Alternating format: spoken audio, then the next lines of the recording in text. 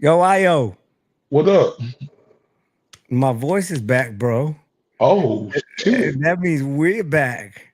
And here what we got today. Now that my voice is back, we finally got that Times Square Fatal Fury recap. That Canelo Alvarez, William Skull snoozer recap. We have the monster showing why he's the monster recap. But before all of that, did we hear that Canelo Alvarez and Terence Crawford is moving right after this? This is JJ Solomon. This from Ray Bradshaw, Mr. IOTBA. Mr. These boys can't touch me on my worst day.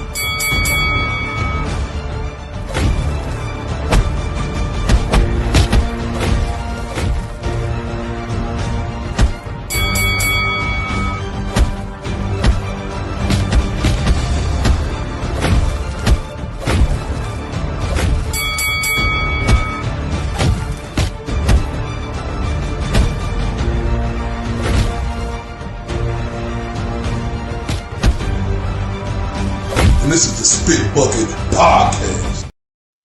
It's your boy, Mr. IOTBA, Mr. 214, Senor Dos, Uno Cuatro, Senor Dos, 14, Mr. Undeniable, Mr. These boys can't touch me on my worst day. I mean, because y'all know how I'm coming with my dog, JJ Solomon, my partner from another, my brother from another. You know how we coming, JJ Solomon. What's popping, my guy? Hold up, don't forget. This is Bucket Podcast, episode number 93. What's I popping? think we getting to that century mark, bro. What's popping with you, Hollywood? Oh, Hollywood. man, I'm Fresh off feeling the movie, myself.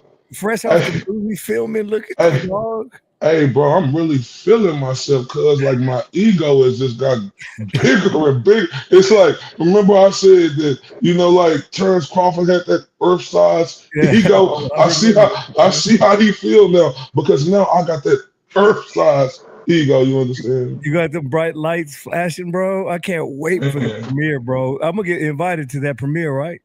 man, stop You're gonna playing be with me, man. We're gonna be representing. on red car. We're gonna be on the red car because my boy OG2G. Shout out to my dog. He gonna do it big. Rent out a studio movie grill, and we're gonna have a premiere and Oh, everything. that's So that's what's gonna up, be man. real special and intimate. And definitely for sure, you gonna be in the building, JJ.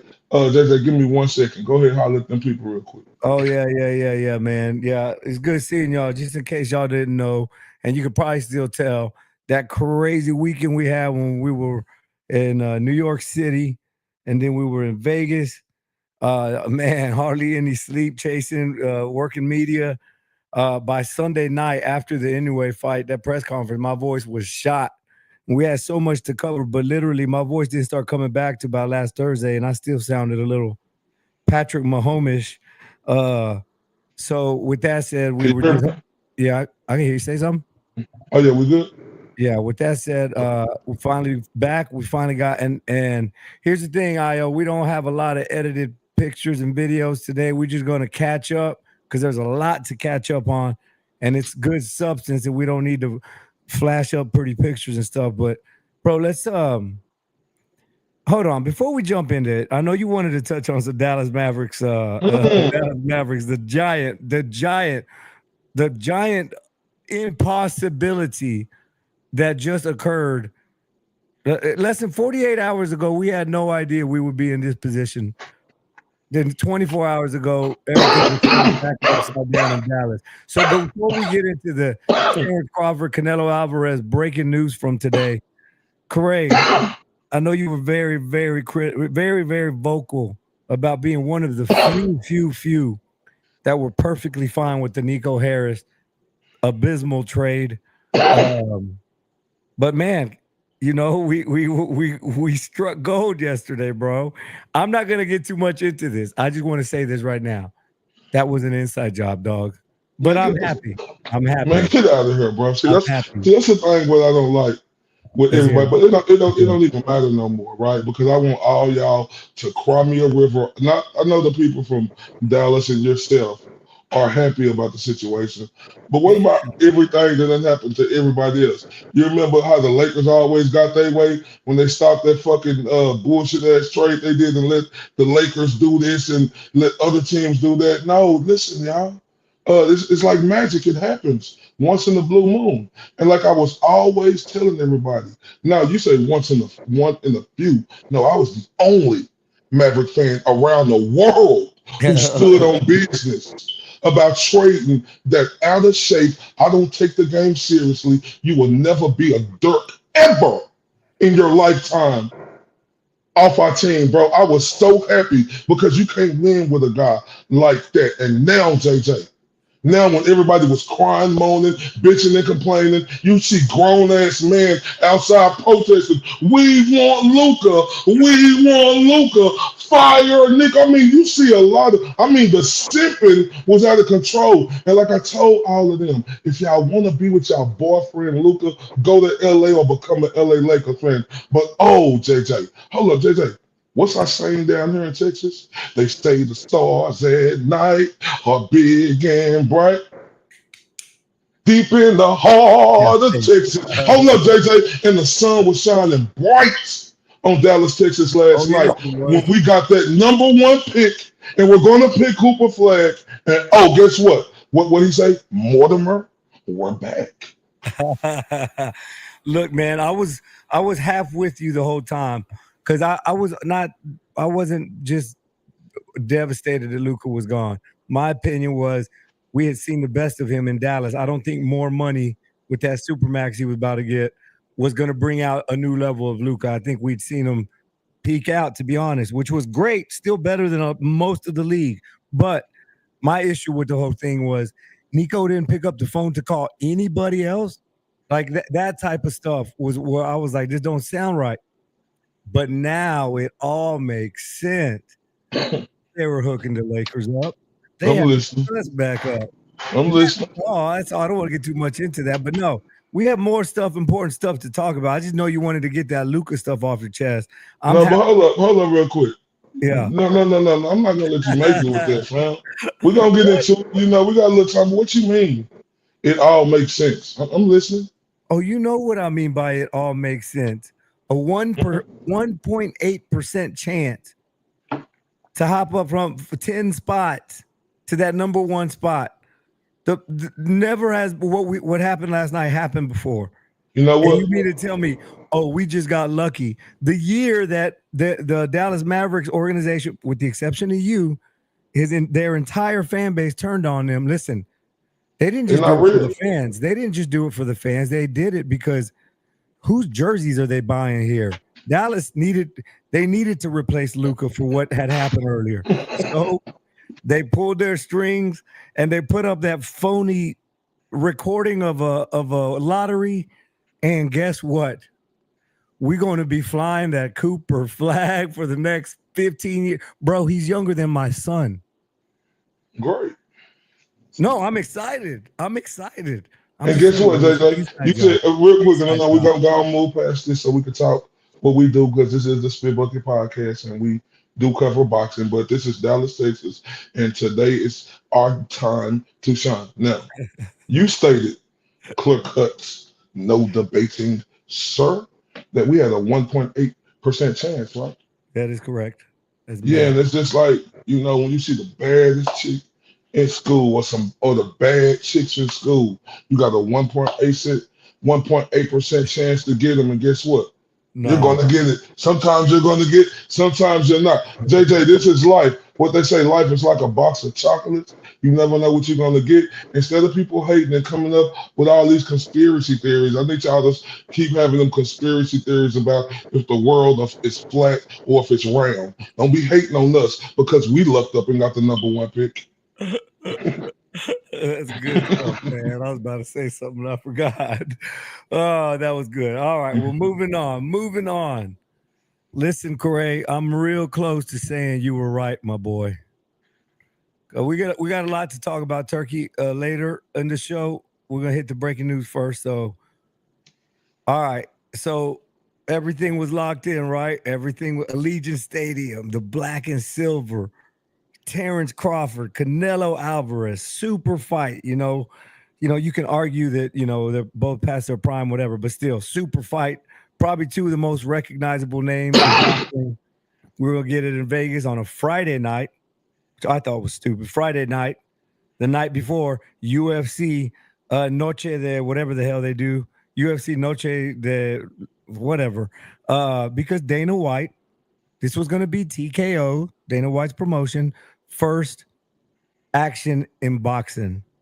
He was going to have his boxing on Friday in Vegas, UFC on Saturday. Well, lo and behold, surprise to nobody else, Turki Al-Sheikh announces today that nope, it will not be held at Allegiant Stadium, and nope, it will not be on a Friday. We're moving it to a Saturday. So everybody's scratching their head. He said it's going to be in, there's 5 different places they're looking at between LA, Las Vegas, both wins for me, that's on the West Coast, or New York. 5 places within 3 cities that they're looking at. But Allegiant Stadium is out. Dog, again, this is, if this was the first time like something like this happened, all right, big deal. But we're about to get into the New York City disaster. Hold on. Tell us about it, JJ. Tell us about it because JJ, listen, this is the thing right here. So this weekend I was super busy filming and stuff. Last weekend you represented the Spit Bucket podcast by yourself and in the Big Apple, and then went New York City on us and stuff. Oh, and hold up, Mr. Viva Las Vegas. Hold up. You was working out there hard for the Spit Bucket podcast. So tell us, JJ, about that New York disaster that I hate that I couldn't make it to. Yeah, this makes sense because then we're going to lead up to today then, what the hell Turkey's doing.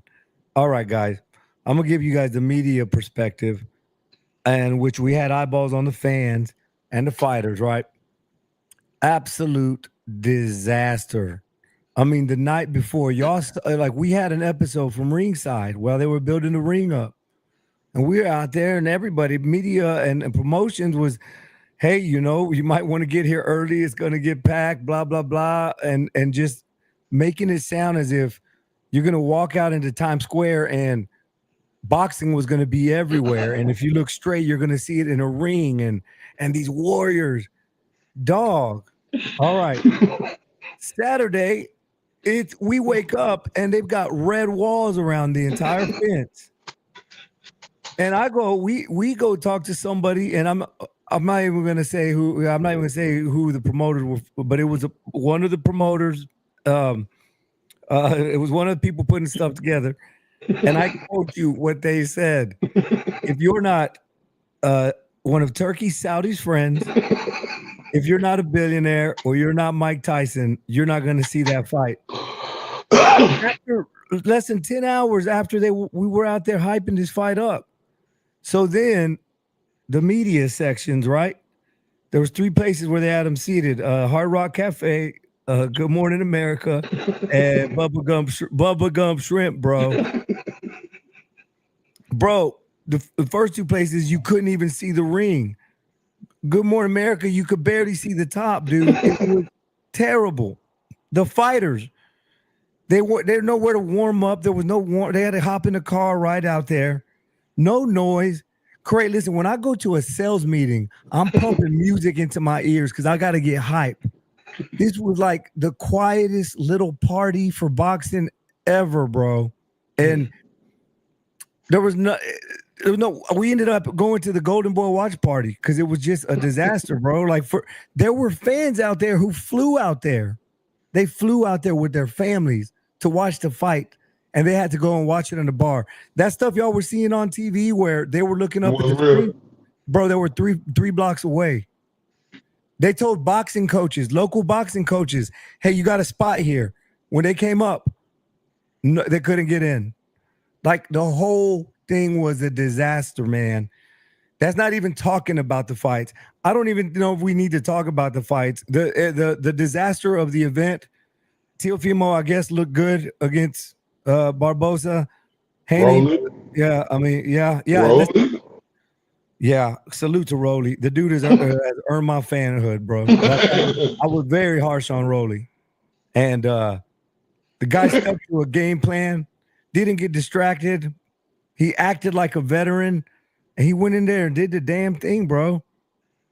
But more importantly, Ryan Garcia, dude, like he did not do anything to help his case. the whole PED thing. I mean, that performance has you wondering, did that teeny tiny amount that they found make a difference? What are your thoughts? You know what they're gonna say? Oh, he had a year off and he had to come back. He hadn't been in the ring. No, I ain't trying to hear none of that.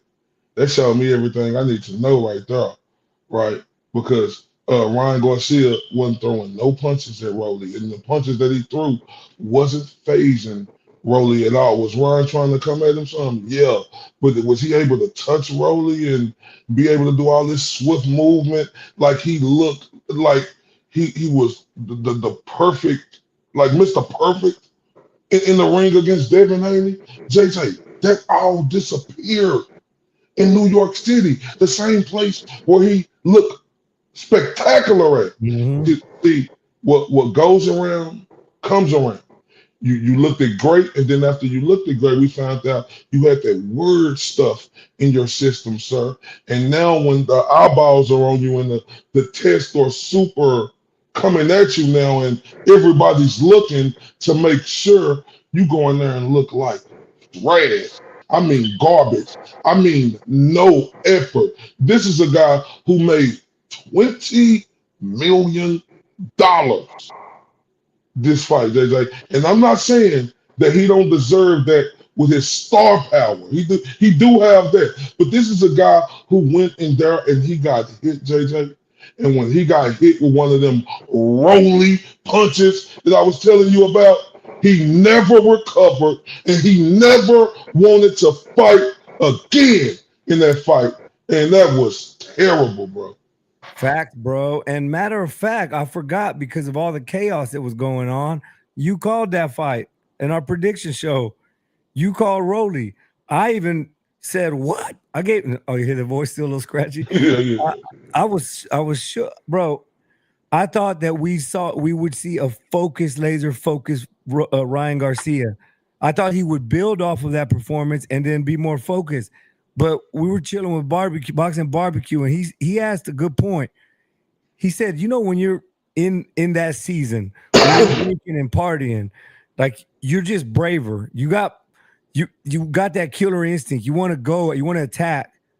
Maybe since Ryan sobered up, he ain't partying no more. Remember when Manny Pacquiao went all super Christian, when he went really heavy into Christianity and how he softened up? Maybe that. Or maybe, I mean, shit, I'm not afraid to say, I mean, I'm avoiding the PEDs. It's just, that was terrible, dog. And if it was just the PEDs, well, damn, give me some damn Osterin, please. No, I mean, that's a good point, boxing and barbecue said, but I don't necessarily agree with that because that is the guy who had time to prepare himself and get himself right and be in a great place, and still be that ferocious guy. What it was, and this is just clear cut, no debating. He got caught with that word stuff in his system, and he looked the best he ever looked. Mm-hmm. In this fight, when everybody was watching, he looked the worst he's ever looked. Look, this fight looked worse than quitting against Tank. He didn't even show no effort in this fight. At least he was showing effort in a Tank fight. This fight, he showed no effort. So it was the PEDs, and that's just clear cut, no debating to me. Shout out to D Style. He said Lion Ryan fought scary. Facts. It's because Rolly's punches hurt more than Haney's. That's obvious. My question is, did Rolly's punches hurt more than Tank's?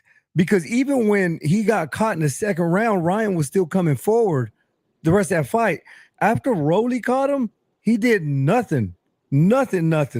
So I don't know if maybe it was flashes of sparring when he's been caught by Rolly before and he got shook. But I mean, does Rolly hit harder than Tank? Maybe at 147 pounds he does, but bruh, like, no, that was a nothing performance. Like, this is the peak of your career. Like, that was a terrible performance. He didn't even try it, bro. He's terrible. I think he's washed, bro. I think he's done. I think this last 12, 18 months took a lot out of Ryan. I I don't know if it took a lot out of him. Don't forget about his mom's battle with cancer too, dog. Like, Yeah, no, and I get that. That's definitely understandable too. And our prayers is to him, his family, and his mom, and we wishing them her a smooth sure. recovery, and know that we're doing that. Our prayers are with them. But no, I don't think that it's over for him, right? I just think he got what he deserved, right? Mhm. And this is the thing right here. Rolly do hit harder than Devin Haney. That's clear cut. Facts. Yeah, no He, doubt. that's the easiest picking in a litter. Like, of course he hit harder than Devin Haney, and of course he's going to take more chances than Devin Haney. See, Ryan Garcia fought the guy Devin Haney, who he could be the alpha in the ring.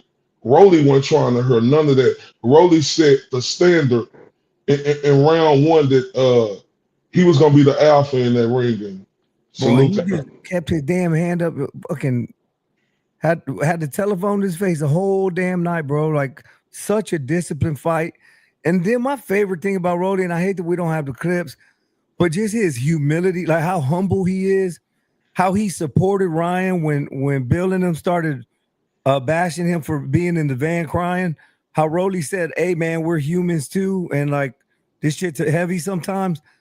I like the man that Rolly has been showing himself to be. I'm one of them old school You know boxing how you fans. feel about Rolly. Yeah, I used to be. I'm one of those fans that like you can't come into my sacred sport and just disrespect it type shit. And I'm like, who's this Rolly guy? Like he started late, he just swings but dog, Rolly's a real one, bro. And Yeah, he is, but I don't like the fact, he trying to play sensitive when it comes to Ryan Garcia, because Ryan Garcia said some harsh things about you. Now you want to take up for him. Look at all the stuff that Ryan Garcia did. Of he's course, if being the I'm the biggest hate, fan, bro. That's I'm why the I hate like him. too. If I'm the Hades too, I'm gonna make every bit of fun of you. Boo boo hee hee, go cry some more, and I'm gonna show it over and over and over again, because the embarrassment that we thought was a clear victory for Ryan Garcia against Devin Haney, right? And he was throwing his hands up like, "I'm the man. I told y'all. I told everybody." Then this come back and happen. We don't know how Devin Haney was. We don't know. We didn't know his emotions or what he was going through. That was hard to take. And then you find out a guy. So Rolly, yeah, great, you're doing that, but that's a little too much. Ryan Garcia deserved it. I don't care who the other person was. The fact that Rolly, that could have been Haney, Tank, whoever.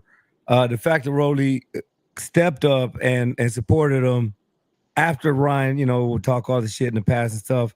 It just to me is a sign of growth, man. And that's what's up, dog. Like I appreciate seeing that.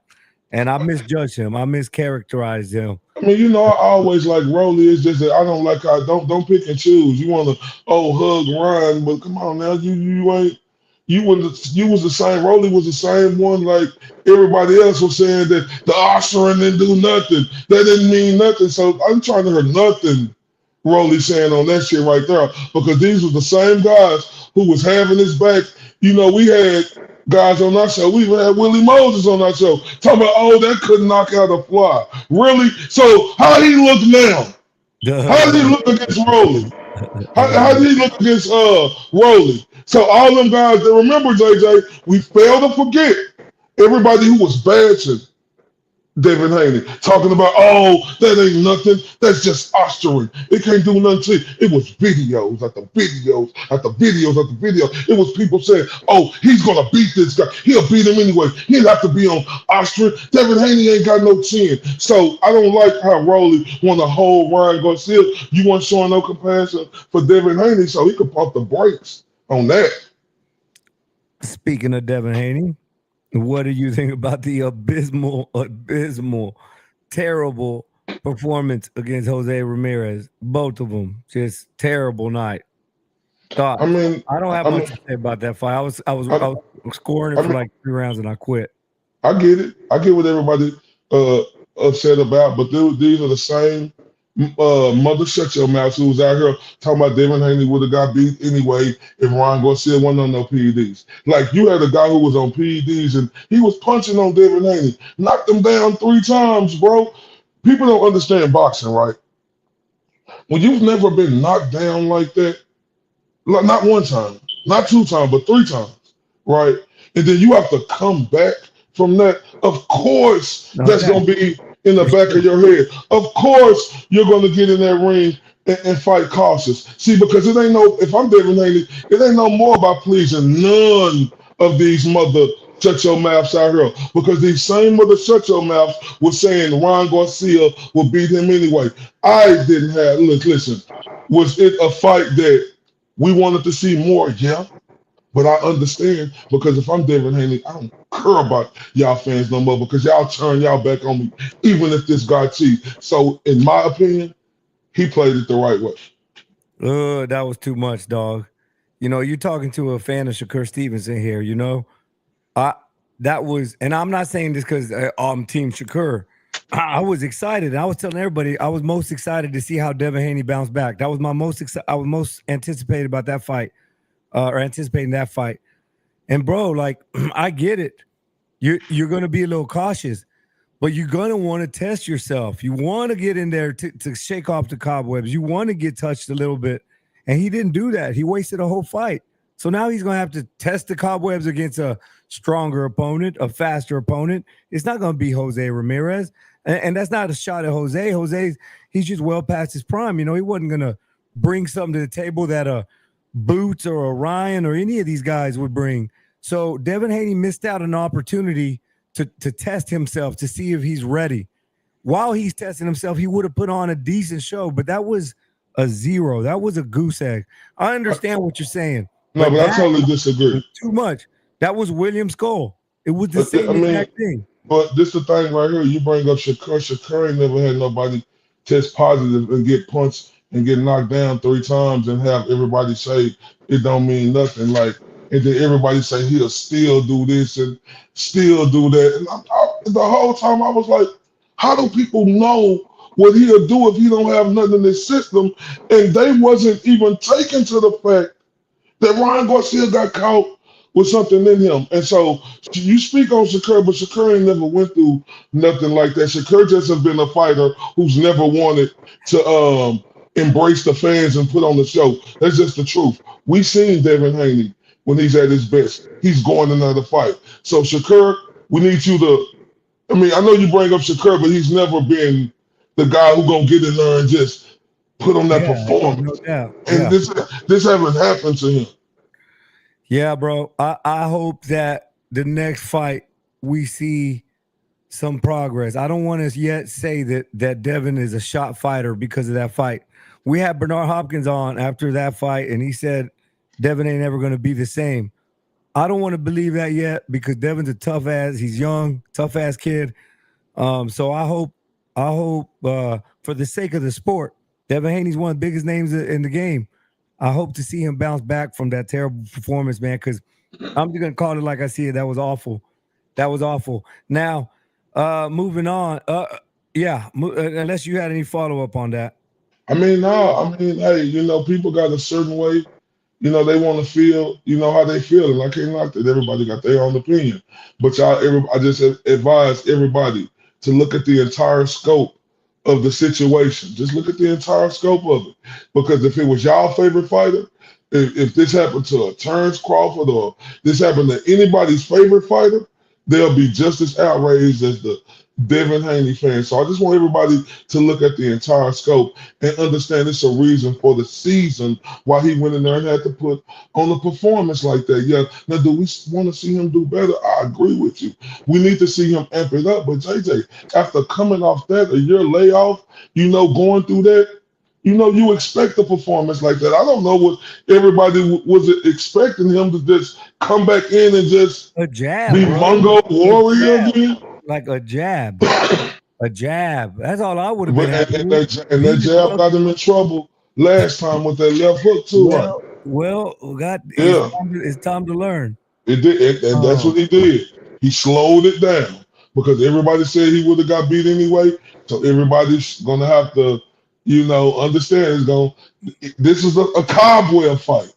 We could say the same thing about Ryan Garcia, but I really don't believe him because he got caught on some weird stuff. But I'll give him that much to say, because you get a second chance to come back in boxing. So I'll give him that much and say, because this never happened to him before, to say that this is a cobweb fight and he could bounce back from this. So I'll give them that because they still are under the age of 27, JJ. Yeah, man. Yeah. So moving on, let's talk William Scull, Canelo Alvarez for the undisputed super middleweight championship of the world. Go ahead. I want to hear your thoughts first. Again, I was very vocal about what I wanted to see from Canelo for this fight. We knew he'd win. He'd win against the William Scull, right? But I wanted to see him take steps in a different direction of what he's been doing. I wanted to see something of what he's going to show against Crawford. I wanted to see some athleticism. I wanted to see something different besides the Canelo since post Caleb Plant, where it's just come forward, hit you in your arms, hit you in your body, come forward, come forward. I wanted to see something that showed some athleticism. I know that's asking a lot from an aging boxer who didn't have a whole lot of athleticism to begin with, especially in the feet.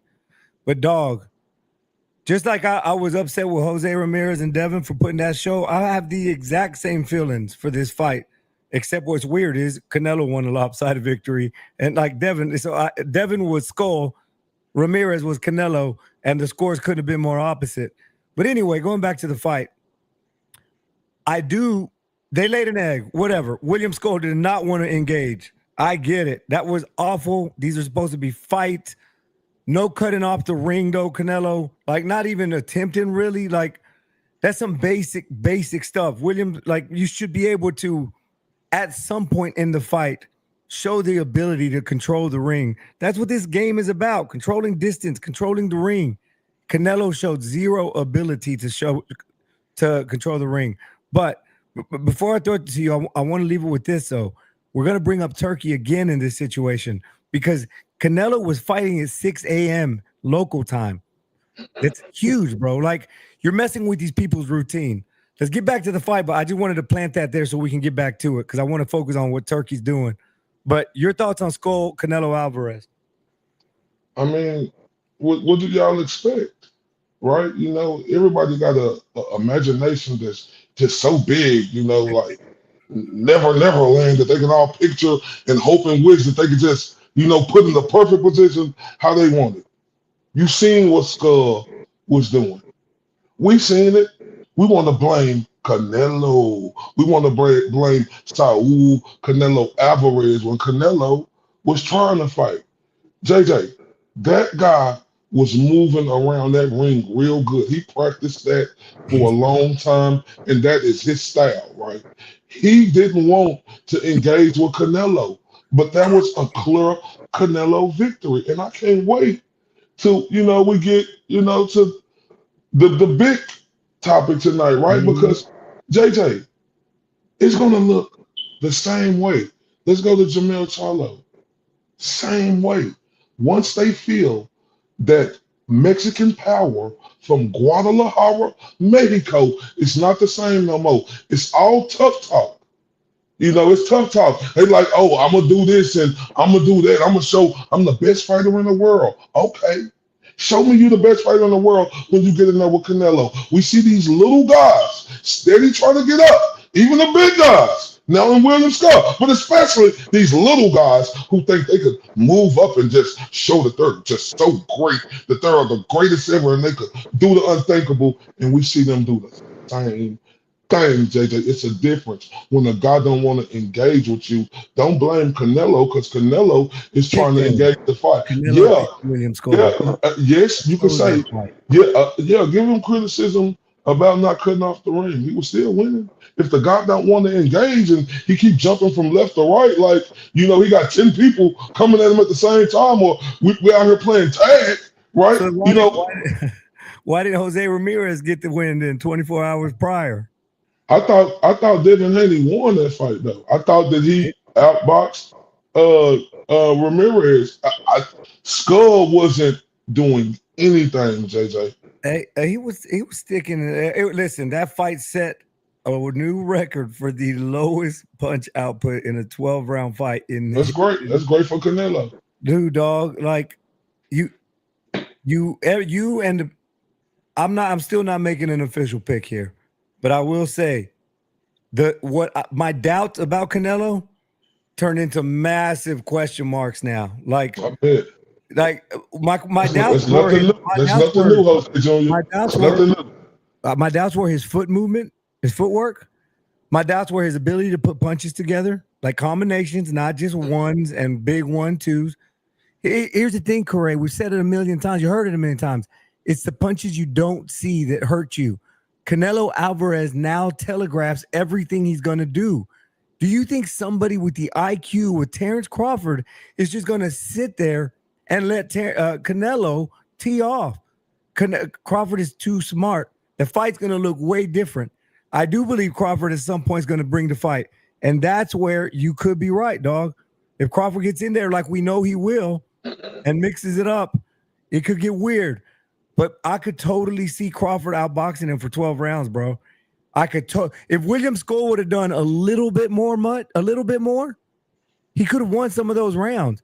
I believe Terence Crawford can do a little bit more than what William Scull did. See, it's easy to say that, JJ. Like we done heard many people say that. If he did a little bit more, it's easy to say. It doesn't matter. We done seen. Yeah, it's easy to say. William Scull could do a little bit more, but he couldn't do a little bit more because that was Canelo who he was fighting. I'm glad, JJ, that you say now these massive questions arise. Excuse me. That's nothing new to me, sir. You've been having questions about Canelo ever since our first episode. That's the greatest episode we ever did, in our life, since our first episode. So that's nothing new that you've been having these questions about Senor Saul Canelo Alvarez. But I'm telling you, I'm glad that everybody is, starting to stick their chest out. They being real lions now. They acting like real lions and not like the Tin Man from the Wizard of Oz, and they got this belief, that this guy who's 40, finna be 40 years old. We talk about Canelo, but this guy's finna be 40 years old. He look JJ, now come on, man. You talk about Canelo, look how Crawford looked against Madrigal, a guy who Virgil Ortiz washed. JJ, look how he looked against Madrigal. He was getting punched after punch after punch. JJ, he won that fight, but it was by a mustard seed. He won that fight. I'll give it to him. He won that fight, and you want to sit up here and tell me this guy was going to have to put on 14 extra pounds of muscle when his feet going to be slower, his agility going to be slower, his punches going to be slower, and his punching power ain't going to be that? Okay. I'm glad you're feeling like that. Canelo's a safe pick. I agree. It's a safe pick. No, it ain't no safe pick, JJ. This is a guaranteed pick. I'm glad everybody think Crawford. Pick? You got your damn mind. This is a guaranteed pick. Everybody think. Oh, go ahead. No, ain't nothing guaranteed about that fight, dog. Nothing. Listen, my only concern about Bud, you just brought it up, is the age sprinkled in with the inactivity. 30, like you said, he'll be 38. He's been doing this. That's exactly right. He's been fighting once a year. He's used to the inactivity, but you sprinkle in that father time. But man, so you want to talk about Canelo last fight? No, Canelo. But we ain't gonna talk about how Terence Crawford looked average. We're not gonna talk about. But let's talk about how Terence Crawford looked average against a guy who was 8-0. This guy was 8-0, JJ. Nobody knew him. Anyway, was what 2-0 when he won his title? But I'm saying this guy was. You know what I mean? So don't do that. Nobody knew him though, Jay. Don't do that. And then this next fight, he get washed by Virgil Ortiz, and he and Terence Crawford squeaks it out, and then we're questioning. We already talked about that. I'm saying we're questioning if Canelo is going to beat this guy. All right, okay. Let's take it back 12 months in. Let's take it back to their last fight then. where Errol Spence arguably didn't win a single damn round. You know who Errol Spence fights a lot like? The Guadalajara, Mexico. That's He fights a that's lot disrespectful. like Canelo Alvarez. That's disrespectful, bro. He fights with Listen, he fights very similar, bro. No footwork at all either. listen. Hey, I don't want to get into a whole listen. We You know, spent too much there's a- damn time on this fight already. Because we're about to talk Canelo again about the Bud shit. So before we move on to Inoue real quick, because we are going to hit on Inoue. But keep in mind a few things here that we talked about already. Turki making Canelo fight at 6 in the morning, meaning he was probably had to be up at 2, 3 in the morning, right? Let's go the night before. These fighters walking out with no real music, no crowds. It's quiet in there, no opportunity to warm up. All right, so what I'm bringing up is what Turki is doing to these fighters as far as making them change their routine up. Anyway, now, speaking of Inoue, Sunday. Huh? Oh, go ahead.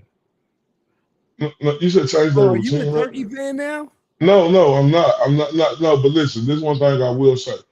Listen, I don't care about how none of these privileged Americans think. These fighters from across the pond been having to change their game plan up for years, right?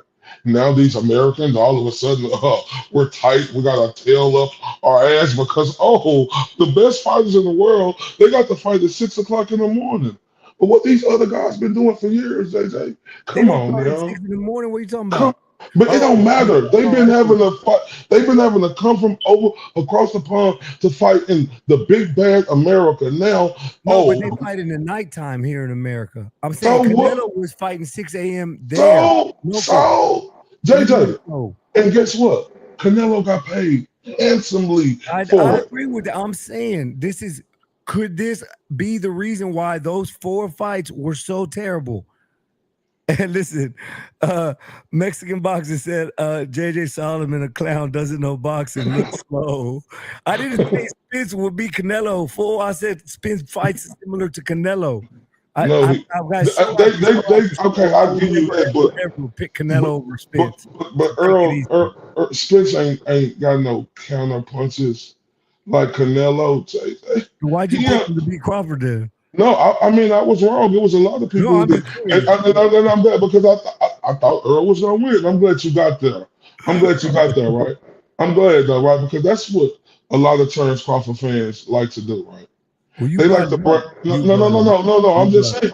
No, you brought up Earl Spence, and then you say, why'd you pick him to beat Terence Crawford? Because I thought he was going to win. Okay, I got one fight wrong. Now go bury me 6 feet. No, I'm saying go bury me 6 feet deep, JJ, because I got one fight wrong. I picked Earl Spence over Terence Crawford, and that kills me because you know what they do? This is what a lot of people do who I be going back and forward with, right? They try to say, "Oh, you picked Earl Spence." I ain't gonna do that, Corey. No, I'm just saying, no. It ain't. I ain't just direct this at you, but this is what a lot of people say. This ain't come from you first. I done heard this a massive amount of times after when this fight got started. Oh, you picked him. Oh, even Mosquito said you're gonna be on the wrong side of history again. History? Like, come on now, man. Like everybody out here think. So they say Terence Crawford, because I got that, because people around the world pick Earl Spence. Is that supposed to put Terence Crawford on this? No, listen, and everybody be lying to you if they were like, yeah, I picked that fight right.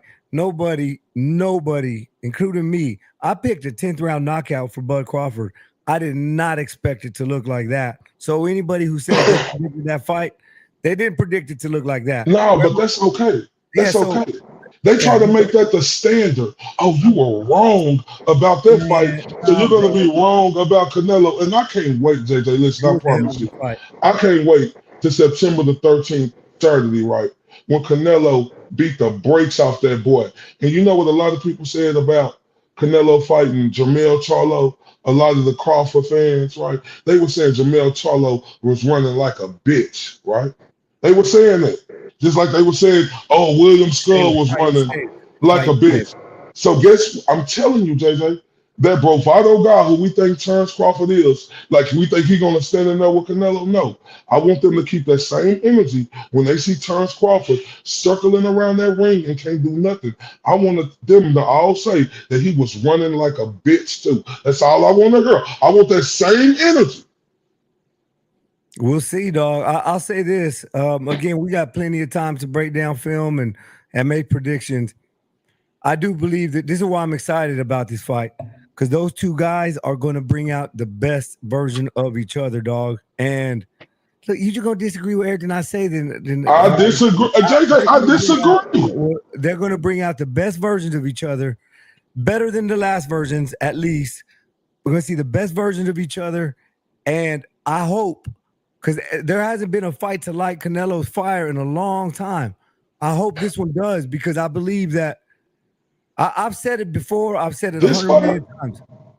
Okay, correct. I'm being honest. You listen, JJ. Go ahead. I'm being so honest because a lot of people are saying this.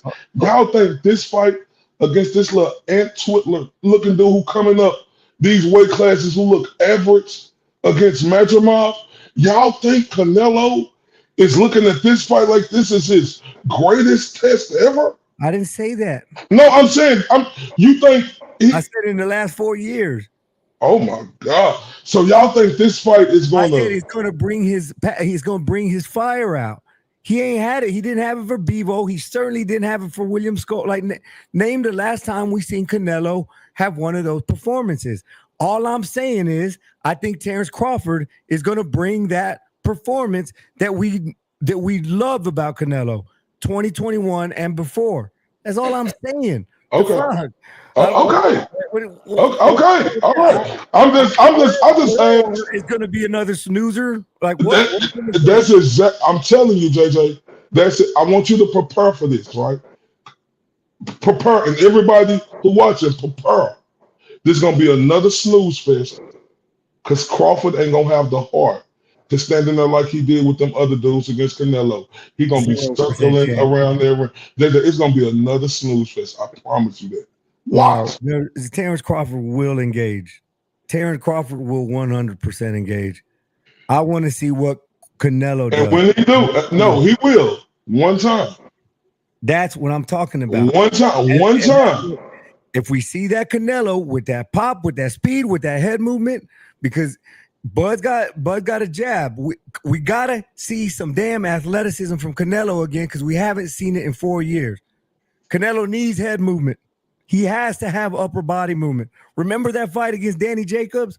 That's what we need. Like, that's what Canelo needs. Crawford head movement ain't that good either. This dude get punched on a lot. Don't have a jab that keeps coming at you, correct? JJ, and let Crawford throw that weak ass jab out there with that extra muscle. Canelo gonna counter it. Hey, I can't wait. I can't wait. You would think you would learn about going heavy on one side. This fight is going to be a great fight. No, it's not. No, it's not going to be a great fight.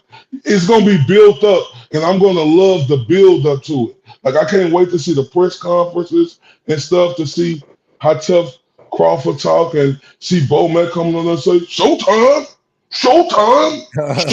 I can't. JJ, I look forward to all the festivities, but watch when they get in that ring and Crawford feel that real Mexican power. Listen, and if it happens, that's fucking great. I want to see Canelo come back like that. Canelo is the 168-pound undisputed champion of the world. In no world should a 147, 154-pounder come up and beat Canelo. You think so? Hold up, now don't do that. I don't want none of y'all doing that shit now. Don't throw that bait out there now, because you talk about it makes you quit. I don't want to hear about no. You let me finish my sentence. He's the undisputed super middleweight champion of the world. He's going to have to go in there and show why he's the 168-pound undisputed champion of the world. He do. He's going to. I'm hoping he does, for the sake of boxing. What I know about boxing if the other stuff happens. No, I'm not. But see, that's where you is Miss Corey, Judge, I'm not picking sides, dog. no, but that's what, no, I get it. In both sides here, big dog. No, but JJ, I know. The other side. There's another side. It is, but I'm not on that side. Well, I'm not on either. No. Look, I'm not on. No. I'm on the right side of what I know. Now, listen. Tell me again, Corey, you were wrong about Earl Spence. I want everybody to say it. Type it in the comments. Say, Corey, you were wrong about Earl Spence. I want everybody to do that, because guess what? I don't give two shits, and y'all can go kiss where the sun don't shine. I can tell y'all about all the fights y'all missed. JJ, I'm picking this guy to win. You want me to look at the other side like I think this little bitty guy? No, you said no. I'm not criticizing you. I'm making my point. Don't do that. Don't do that. Don't. No, don't do that, because you said there's no way in the world. Everybody around the world is saying Crawford gonna beat Canelo. I don't want to hear this little guy. Yes, they are. Majority of the people on you going into the fight be an underdog. I promise. JJ, I'm telling you, JJ, he might be. I agree. He should be a heavy underdog. But JJ, most of the people are picking Crawford. I ain't talking about the smart people. I'm talking about Las Vegas is the smart people. I'm talking about all these idiots, around the world, like who they're picking Crawford, right? They saying you got some idiots saying Crawford is going to knock Canelo out. Canelo's never been knocked out, but Crawford is going to be able to do it. Why are you yelling at me? No, I'm talking to the people around the world. I didn't say that. All I'm saying is that Canelo should win this fight. I believe we're going to see the best Canelo we've seen in a long time. And for that reason, I'm excited as hell for this fight. You'd have talked to me 12 months ago, I'd have said, I don't give a shit about that fight. I don't like this weight jumping stuff. Canelo has everything to lose in this fight. Bud has everything to gain. If Bud loses, big deal. You lost to a 168-pounder. If Bud wins, he's automatically going to be considered everybody's GOAT. If Canelo loses, damn, he lost to a little guy. If Canelo wins, big deal, you beat a little guy. So that's why I don't like these fights. But as a fan now, I know Bud is going to be prepared. I know Canelo is going to be prepared. I know they're going to come out. This ain't going to be a Charlo fight. Charlo came in for a payday. You know what that was. You know what that was. See that? What you think? So you think Charlo didn't come in to try to win? Absolutely not. See, that's ridiculous. Did you not see that fight? Let me tell you this. You just said William Scull. They couldn't. They came and they tried, but they couldn't. Let me tell you the difference, JJ. You think coming into a fight with Canelo, if I could beat him, this is going to change my life, and I'm going to get a rematch, and I'm going to be able to really change my life. So if any person out here thinking in their mind that these guys don't come in there thinking that they could beat Canelo, but when they get in there and see it's a difference when you fight Canelo, then ball game changes. Canelo, Tank Davis, Triple G in a sense, Mike Tyson, they have that where they got you beat before the damn fight starts. They got you beat. And it happened with Charlo. It happened with the other dude that Canelo beat the hell out of. Skull. I'm not Skull before Skull. You're talking about, yeah, I know you're talking about. So I don't believe Terence Crawford.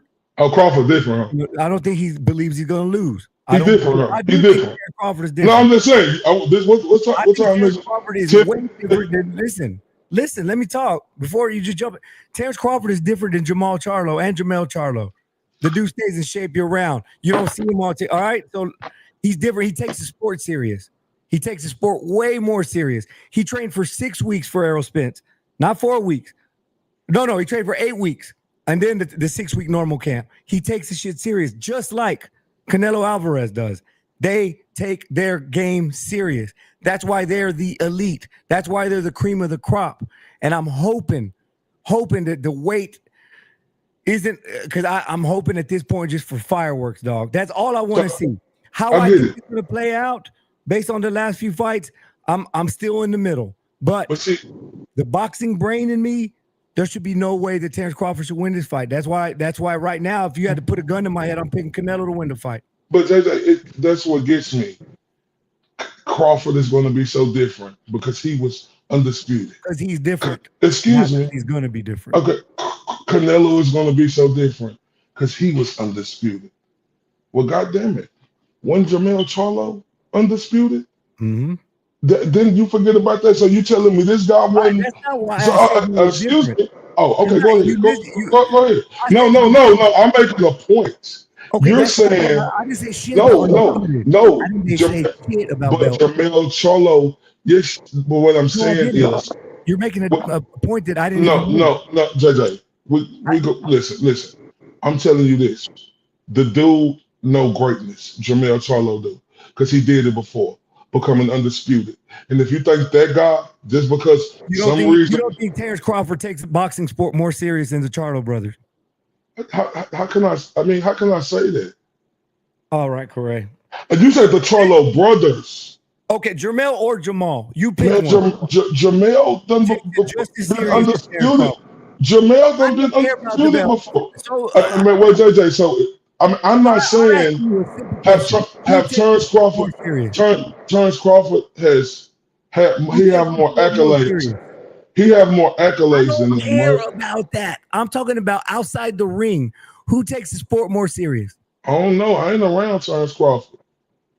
You don't know, correct? I ain't saying that Terence. Can't tell No, you. I ain't. Who's in the gym and not at the club? JJ, I ain't saying Terence Crawford not great. See, there you go attacking me. No, I'm not. Now you're attacking me. No, now you're attacking. No. I'm telling you, Jermell Charlo was undisputed because they labeled that fight That's undisputed versus undisputed. So what I'm telling you is, you telling me it's gonna Crawford is just so different. This little bitty dude is so different. He gonna come up from this upper weight class where he just looked terrible at.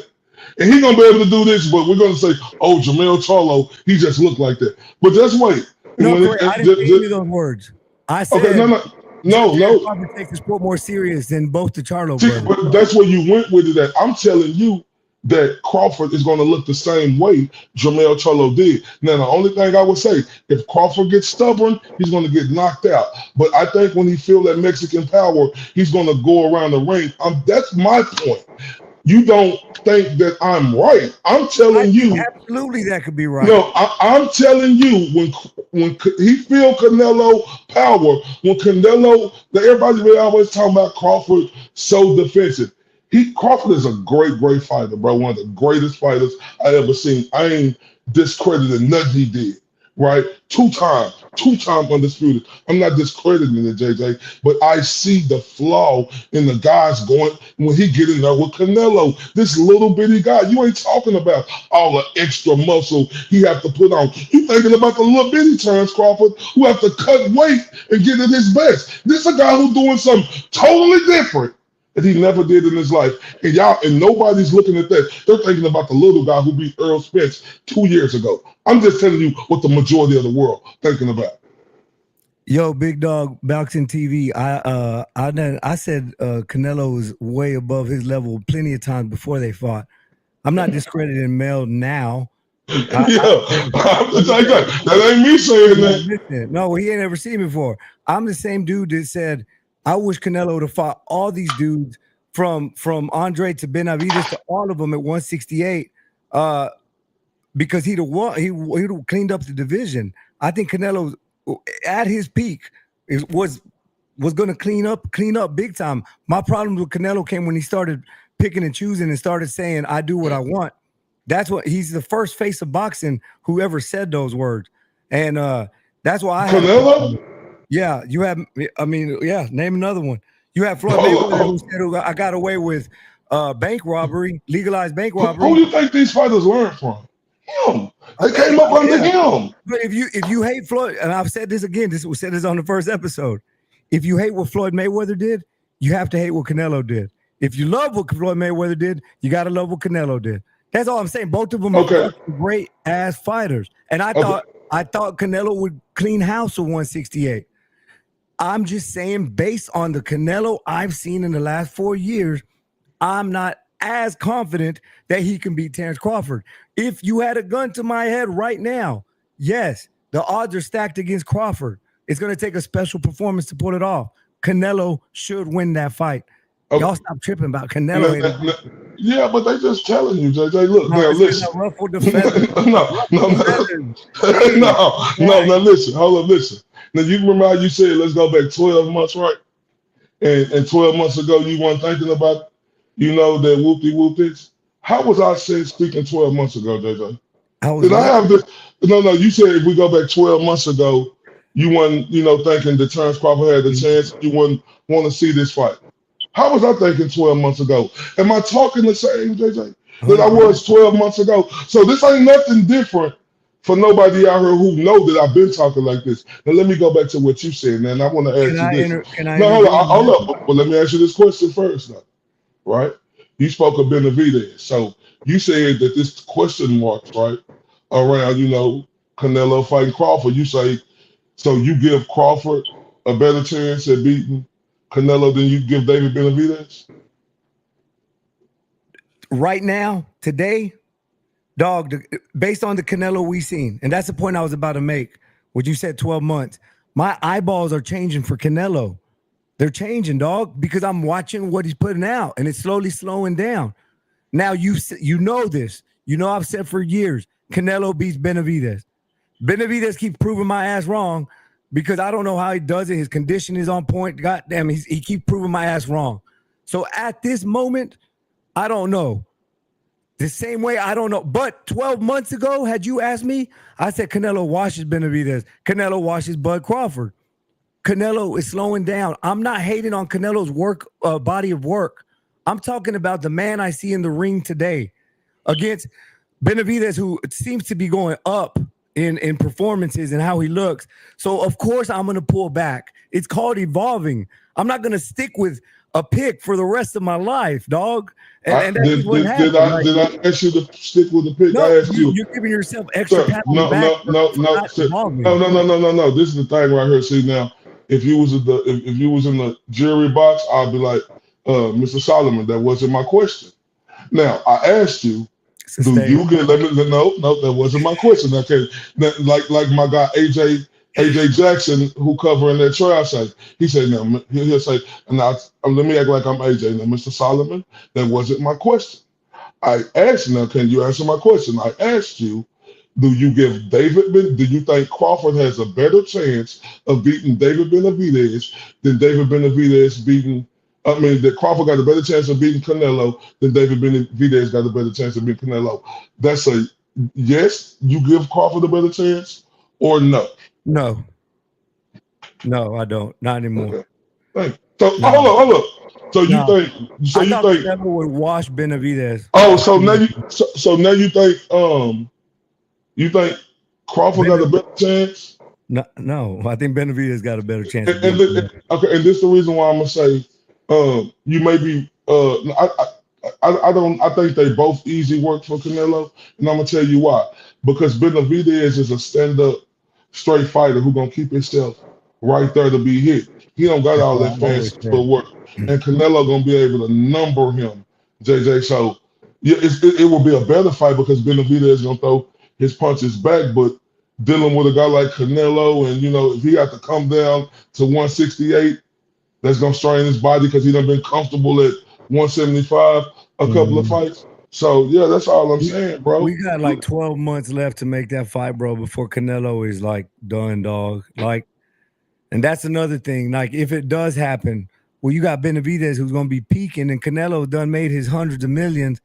Like, the timing is gonna be off, and it's a fight that's loaded with excuses, just like this Bud Crawford is. It's already loaded with excuses. What excuses? I'm putting the weight. I'm putting all for this fight only. I'm putting all of my boxing, the shit that I bitch about, like weights and fantasy fights. I'm just putting it aside just so I can enjoy the fight. I just want to see a good fight. That's it. But the reason why I'm not letting people make excuses. Ain't nobody making excuses for no, not you. I'm not talking about you, JJ. I'm saying I'm not gonna let people make excuses talking about the weight. I'm not trying to hear shit about. No, I don't give a damn. I don't care. They can say what they want to say. Then they're gonna be acting like all these Earl Spence fans who were sore fucking losers, who had the girly fight because he lost the fight, and they came up with every excuse that they could make instead of giving Terence Crawford his just due and letting the world know that he gave Earl Spence a religious ass whooping. JJ, I want to go back to this, right? Because you not heard me make not one excuse about Terence Crawford winning. Yeah. I get on people about making excuses for that. Now, so people say, oh, I'm about to vote. No, just know I can't wait to September the 13th, wherever this fight is, and I don't care, right? So I can see Canelo beat the dog out of Crawford and shut everybody up. All right, so I think we should have a special episode on Monster anyway, bro, because I don't want to leave him out. And I also don't want to leave the Navarrete issue from over the weekend out. I think those are two big things. You can get into it, just go. If you want to talk about, I do want to get on what we've been leading up to this whole time, and it's Turki. Turki Al-Sheikh and his boxing and his involvement in boxing. Brian Bolden says, great show, fellas. Thank you, sir. Did y'all hear about the date change from the 12th to 13th? I had no idea why they had it on a Friday. Either way, I'm in the building. And that's what's up, man. Salute. And we appreciate you flying and traveling for these fights because that's what we need. Keep these damn fights in the United States. But, man, again, Turki Al-Sheikh.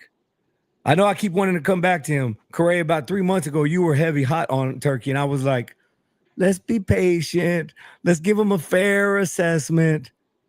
All right. We already outlined the disaster in New York City. We already saw him having Canelo walk out at the ass crack of dawn in Saudi Arabia.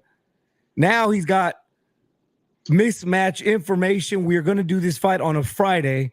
Dana White and TKO Promotions is going to promote it the night before UFC's Mexican event on Saturday. Dana White's going to be promoting Friday at Allegiant Stadium. Raider Stadium is going to be dope. Well, guess what happens? Like we talked about a little bit earlier, plans change. It's going from the 12th to 13th. I know a lot of people who already booked travel. And here we are again. Is Turki Al-Sheikh turning this into a circus?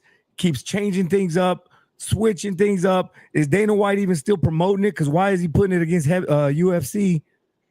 What is happening, Corey? Because I'm starting to lean real close to that side you're on, bro, about let's get Turki the hell out of here. Yeah, it's a lot of things, that I have a problem with what Turki is doing, right? But I must give Turki credit, right? I know you think I'm not flipping the boat. No, I don't care. I got to give him credit. I got to give him credit, right? You weren't in New York. I'm gonna tell you why I got to give him credit. Because I was the same one on here saying, Turki, if you want Canelo, you're gonna have to bow down. Who you think you're talking to? You can't talk to Canelo like that. Canelo different. And what Turki do? Turki put his ego to the side. JJ, F me up to see this guy put his ego to the side, and he made it happen with Canelo Alvarez versus Terence Crawford. So, like I say, I got to give Turki credit for that. I thought that Saudi Arabian, dude was, his ego, walking with rose petals on his feet. I thought it was out of control. We offer Canelo this, and we're gonna stand at this, and you talk to Canelo like that. What's wrong with you? But JJ, he bowed down, JJ. So JJ, that made me see, okay, Turki, you would like your ego deflated a little bit, right? Now, I give him, JJ, listen, Terence Crawford could never get a big fight, JJ. Never. It took him years to get that Earl fight, right? And I told Turki while all these people was crying and talking about Canelo doing this. No, Canelo said he want that amount. And if you want to get Crawford his big fight, you need to bow down great. And JJ, he did it. He did it and made it happen, JJ. So I got to salute him on that. Now, JJ, like I am like wild about it, right? I'm wild about, it's moving from Allegiant Stadium, but I'm kind of happy though at the same time because people work Monday through Friday. Like, no, I get it. People work Monday through Friday, and like Friday when we get off, We want to chill with our people, go out, go to the bar, go get Facts. something to drink, go downtown, see what's popping. So, but I wouldn't have been mad if that would have been my Friday night, right?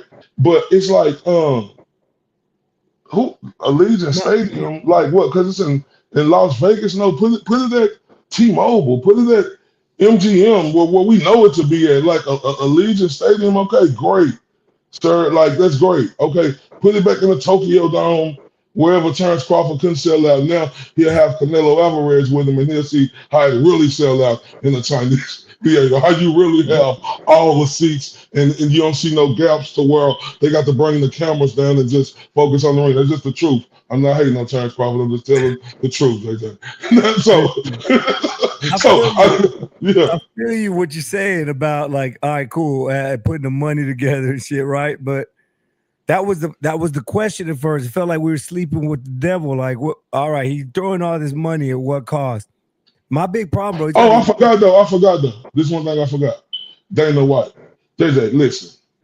You talking about, oh, he's competing. I had to think about this. We talked about this earlier. I really had to think about this. Oh, he's competing with Dana. Dana White's competing with himself on the same night. When Canelo fight, Dana White ain't winning shit. Dana White know he can't win against Canelo. Now everybody else you can win against. But when it was Canelo and Mayweather, you couldn't win against. That's Mexican Independence Month. Mm-hmm. You couldn't win against Floyd and Canelo. So Dana White, no, okay.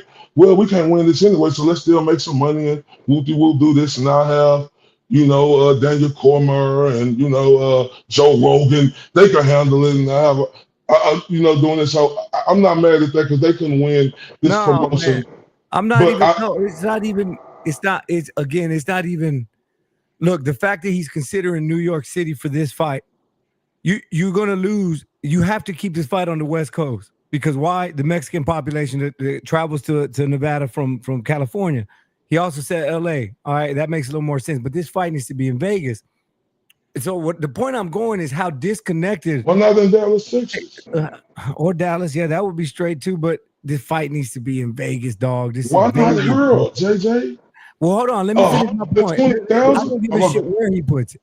I'm not even asking that. What I'm saying is, this fight was already scheduled for a Friday on Netflix. It's all right. Everything's set.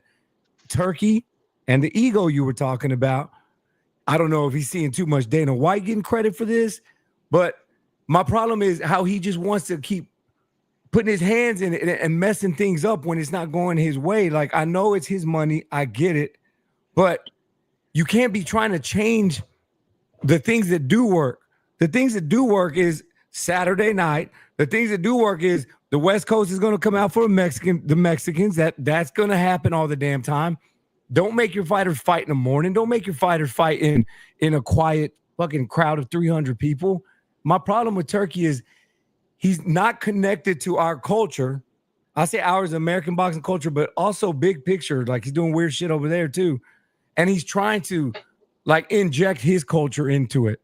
And that's my problem, bro. Like, He's trying to pull boxing away from the fans, putting Canelo in Saudi Arabia on Cinco de Mayo weekend with 4,000 people in attendance. Like, you're taking boxing away from the heartbeat, which is me, you. It's the people who go to these fights are on a different level of fandom, bro. And that's my problem, how he continues to not give a damn.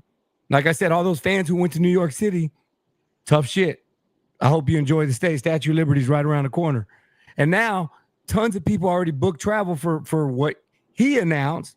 It wasn't a rumor. It was his announcement. I agree. It needs to be on a Saturday. But the constant moving around, turning boxing into a circus, that's my problem. And now I'm real uneasy with Turkey being involved, bro. I agree with you 100%. And no, I'm on that side, right? Hold up. Boy, I need me some water. Yeah, I agree with you 100%. And just know I'm on that side, what you're saying. And I still feel a certain type of way with Turkey. All right, but JJ, can I play devil's advocate? And I'm not trying to do this because I told you I'm on your side. Go ahead. Can I play devil's advocate? No, I'm gonna be like you. No, don't. No. Don't do that. I'm not. No. No. I'm not doing that. I just think that we was talking about like I was that talking about little Canelo, and I no, offended you. I'm sorry. I'm no, sorry. no. But I'm gonna just play devil's advocate with this, right?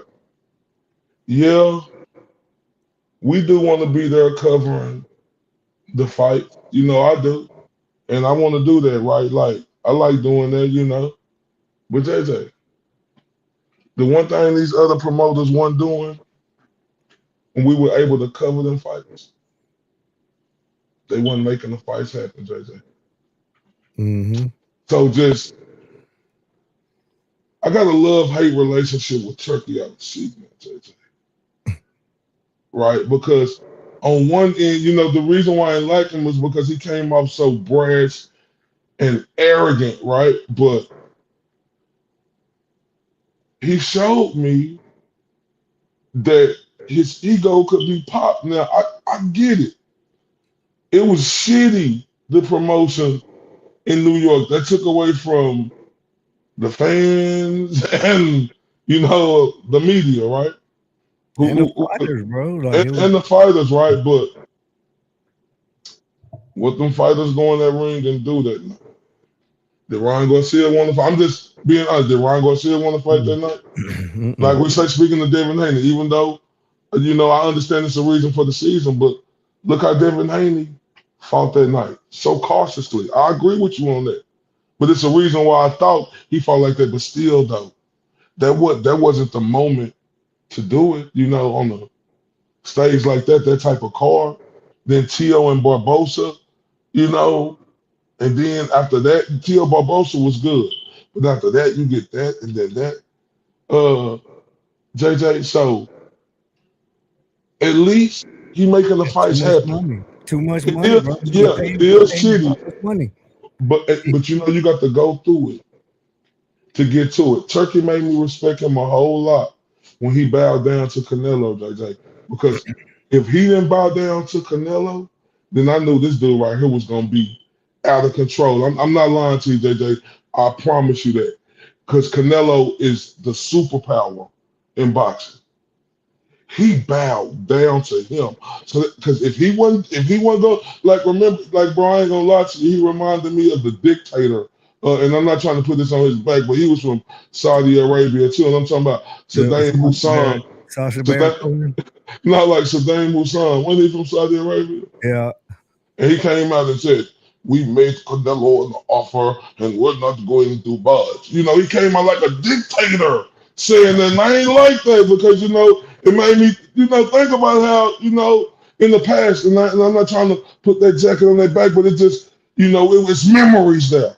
But when he bowed down to Canelo and he made, look, nobody has ever been able to come through on Terence Crawford promises as quick as Turkey Al-Sheikh has did. JJ, am I lying though?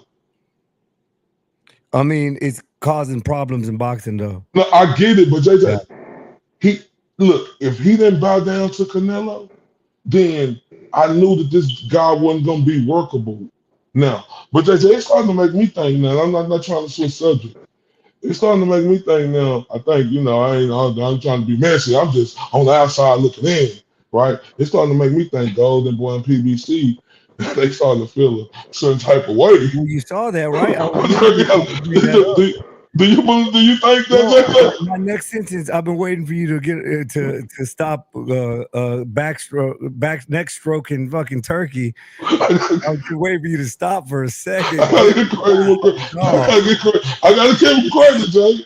Anyway, bro, there's no better time. If I had if I had one boxing wish right now, would be for Bob Arum, Al Heyman, Oscar De La Hoya, Eddie Hearn, the rest of them, to come together, dog, because they've proven now that they can work together. They've proven that they can put their little pride aside for the sake of the sport. Now, every fight they give up to Riot season, they're losing a little more control. They're losing a little bit more control. Turkey just said this is going to be free on Netflix. Nope, it's going to be a Riot season pay-per-view. He just decided that overnight. And every single time they let one of these fights happen, they're giving up a little bit more, bro. Right now is the time for Al Heyman, Oscar De La Hoya, all of them, bro. Bob Arum, let's come together and put boxing. Now that we slept with the devil, now that we got some money stashed up because we were whoring ourselves out as a sport for money. Look, it's starting to feel icky, dog. It's starting to not feel like boxing. Those people inside of that red wall, the people inside of that red wall were not boxing fans. Fucking Elmo was in there. Elmo was in there. So I want to see. I've seen enough, dog. And now you're gonna bring Dana White in here, the guy who's been talking about killing boxing all these years. Come on, man. They messed up. I tried to tell them. They messed up. They wouldn't listen to Mr. IOTBA when I was telling y'all coming together and like it was good. No, he's right. This is what I was gonna bring up. Dana came out. They asked him what he thought about it being on a Friday in Allegiant Stadium. He said, "I hate it because he don't like big stadium fights." And then we saw Turkey do this shit. Like the promoters can't say shit. And I will say that too, Corey. Talking to the promotional companies at that event in New York City, one of them that we. Somebody was very emotional because they kept changing things up on her. She was part of the coordinating team, and she was in tears, bro. It's crazy, bro. Like he just moving. Nope, I'm not gonna do that. Nope, I'm not gonna do that. Here's more millions and millions and millions, and we're losing ourselves. Now is the time. Now is the time, dog. JJ, it might be too late, right? Because they gave Turkey all the game he needed, Jay. These boxing was so desperate. Las Vegas put him in the Hall of Fame after 1 year. They put. Look, listen. I'm not trying to switch boxing, but Pete Rose, who bet on his own team, which I know was wrong, but F you baseball historians out here. Pete Rose was the greatest. Today, right? He's eligible as of today. Yeah, but and look, bro, he is the best baseball player to ever lace up a baseball uniform, bro. Was he wrong? Yeah, bro. But as great as he was, yeah, he deserved the punishment. But this long, y'all keeping this guy to baseball who changed the game and he can't get into the Hall of Fame, but Turkey out of sheep after 1 year. Jose Jr., Nevada had they nose so far up his butt crack. The Saudi Arabian No, I'm just. Why did they look, JJ? That's 1 year because he came in boxing in 1 year and made. Look, I'm not mad at them. Like they done locked nothing out. We can see if they can rebuild it back up, but I don't think they got the money to compete with Turkey, right? Because all these fighters gonna start seeing. Did you hear what Bob Arum said? He said, "I want to make not Bob Arum, Turkey out of sheep. I want to make Teofimo Lopez versus Keyshawn Davis next. Who you think gonna be able to pay them that much money to make it happen?" I don't give a shit if I ever see Teofimo Lopez fight again. We need to get on that too. Yeah. I forgot about that, JJ. I forgot about that. I don't even want to talk about him, to be honest with you. So no, I know, but he a piece of. Let me talk about him. This for 30 seconds, right? You know what? Before you do this, I want to say you've been very forgiving of Tio. You've given him chance after chance after chance. Well, go ahead, because I don't want to give him. I want to say F you, Tio. Real talk. Use a sucker clown ass buster, right? Who I hope get knocked the hell out in this next fight. But I know your talents is good, so it's gonna take a hell of a fighter to beat you. But this is where I lost all respect for you, bro. And I pray that somebody hits you in your chin and makes your neck pop out your throat. You have the audacity to go in there and explain yourself and say, "I was asking where the liquor." Whenever you think everybody out here got fool ass minds where we didn't see you say, "Where's the You think we didn't hear you say that? Then you get on your little Facebook Live and say, "Oh, I know this is a black sports entertainment television." T.O., shut the fuck up. Shut your stupid ass up. Right? You talking about, oh, I know what black folks went through and they deserve it. T.O., shut the fuck up. You clown ass weasel, humping the nose. Shut up, bro. Yeah. Because for you to go there like that to say that, first off to lie and say that you didn't say that, then say, oh, we deserve it because you know what we went through. T.O., stop the shit, bro. Stop the shit because see the thing is if you're talented now, especially in this new age era, where do racism still exist? But racism exists with all people around the world. Black people got racism, Mexican people got racism, Puerto Rican, white. It's racism around everywhere, but it done got way better now. And for you to go on there and make a fool of yourself like that, and you said where the you said where the liquor at, bro, and then get on there and say, oh, I know this is a black entertainment world and y'all deserve it. T.O., you and your dumbass daddy signed that dumbass deal with Top Rank. You signed that dumbass deal. You the one who thought that was a lot of money and you were happy with that dumbass deal you signed with Top Rank and you was clapping your hands, stomping your feet, and shouting for joy. Now, when time goes on and you see that that deal ain't what you thought it was, now you're mad at black people. Don't you supposed to be mad at Bob Arum, sir? I mean, don't you supposed to be mad at your dumbass humping the nose daddy too for agreeing you to sign that shit? T.O., you is a piece of shit, right?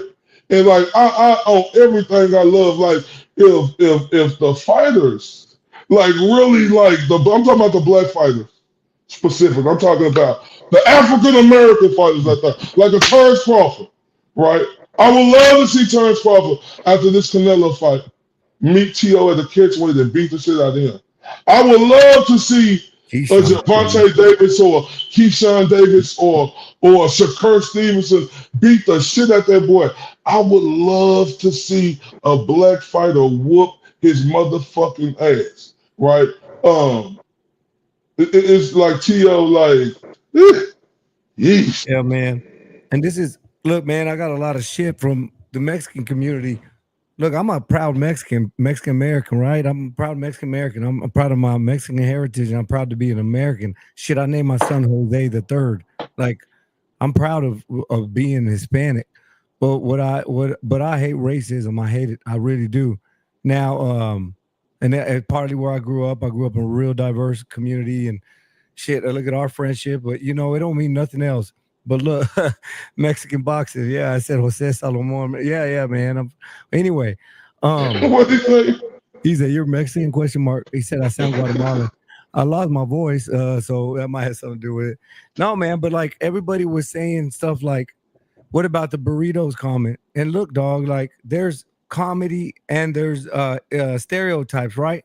And look, and I hope I'm not crossing the line here with these examples I'm gonna make, Corey, but because they're funny stereotypes on Mexicans and blacks.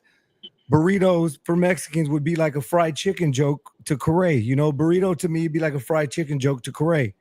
All right. So yeah, it had racial undertone, but it's a joke, right? Then you take it to the next step, the next level, where Teofimo was talking about bananas. You still can't compare that to fucking burritos. Burritos is a food that human Mexicans eat, right? Bananas, what he's doing is not saying black people eat bananas. He's comparing black people to animals, monkeys, chimpanzees, apes that eat bananas. That's the difference in the bananas versus burritos conversation.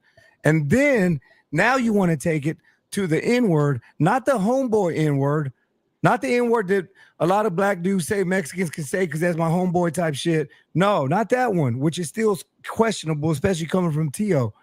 He uses the hard N-word. To me, now we're doing comparisons, right? Now there's an S word that, I'll say I'm a Mexican. Like, to me, you can't say spick. You can't call me spick. You know what I'm saying? That's crossing the line. That's crossing the line. You can call me whatever. You can say, call me, I'm eating burritos. Why? Because I love burritos. I love fajitas. I love enchiladas. That's just the truth. All right. But you can't, that's a knife, dog. That's a knife. And us as Mexican people, we'll never know what the hell that feels like. We know how it feels to get profiled ourselves. You know that, Corey, you won't know what it feels like. But that's my problem, is that we're just letting this fly. Burritos and the N-word is not the same, guys. And I'm not gonna get into a debate because you're not gonna convince me otherwise, right? And I'm talking if anybody sees this or on the comments, but there's a difference. There's comedy, there's jokes, there's shit talking, and then there's the shit you don't cross. And when Teofimo Lopez did that, on top of everything he's already done with bananas and all of that, on top of the backstories that we've heard from very credible people, I don't give a shit if I ever see Teofimo Lopez in the ring again. To be honest with you, he doesn't deserve our time, man. He doesn't realize how many black people have helped him get to the point he's at right now, from sparring partners to coaches to everybody, dog. And for him just to think it's a joke. And I'm not one of these, that's racist and this racist, but this is just real, man. And that's just how I feel about it. So that's how I feel. For him to make excuses talking about, he say, what a liquor at, JJ. That is bad, JJ.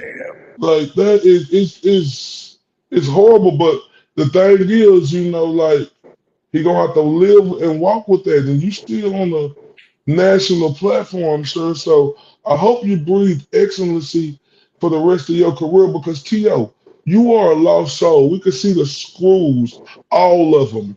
The 100 screws you got in your head are loose. So I understand what boxing will do to you if you fall from grace. You need to get some help. T.O., I don't hate you. I just think you fucked up for what you did. And I do forgive you, T.O., but I think you really need to seriously go get some motherfucking help and work on yourself, sir. I love it, dog. Yeah, ain't no need nothing good to hold on to hate. Like, why would you hold on to hate and rot your heart because somebody else's dumbass action? So that forgiveness is good. But I'm with you, dog. I want to see Keyshawn light his ass up, bro. And like you said, we just got on his ass. But you can't take away from the talent he is in the ring. I don't give a shit to ever give. You know what's so funny, Corey? I had just put out a tweet. It was just some random feeling I had. And the tweet said this: I respect all these dudes. I said, yeah, I respect some more than others, but the starting point for where I respect these dudes is probably higher than any human I know because of what they put themselves through. 1 hour later, I see Teofimo Lopez put that shit, that shit when he said that, and I immediately deleted that tweet, bro, because I was like, I can't respect Teofimo no more. Yeah, you're a tremendous athlete. That's where it ends. I don't got shit to say to him or about him or anything. So, and my thing is, like, I could take accountability for giving him the benefit of the doubt, not with this, but earlier when he was doing, suspect things. But that's what's great, because when you have true people around you, and you could take in what other people saying, and you can come to the realization of the way it come off. That's where you see the natural growth in people, to where you can come out and say that you were wrong, how you assess a situation first. But this is next level right here. And that's why I cannot wait for somebody to like his nose. I want to see him knock it straight so he don't have to get plastic surgery to stop that big hump that's in it, JJ. Well, there you go, bro. Hey, man. Well, I know we're gonna get to anyway, man, but I gotta wrap it up. It's getting late, man. Yeah. So salute. We appreciate the chat. We appreciate the ones that was hating, saying I was hating on Canelo. I'm not hating on Canelo, man. Whatever, correct. No, y'all smash that like button. Y'all please subscribe. Y'all please tell your friends. Y'all please follow us on social media, on other social media platforms. We got a lot coming for you. But Corey, anything else you want to say before we roll out? Yeah, I want to iterate what you said. Y'all make sure y'all smash that like button. Follow us on all our social medias. You understand? Continue to support the movement. Salute from the 214 to across the pond. We out. This is JJ Solomon. This Corey Bradshaw, Mr. IOTBA. Mr. These boys can't touch me on my worst day.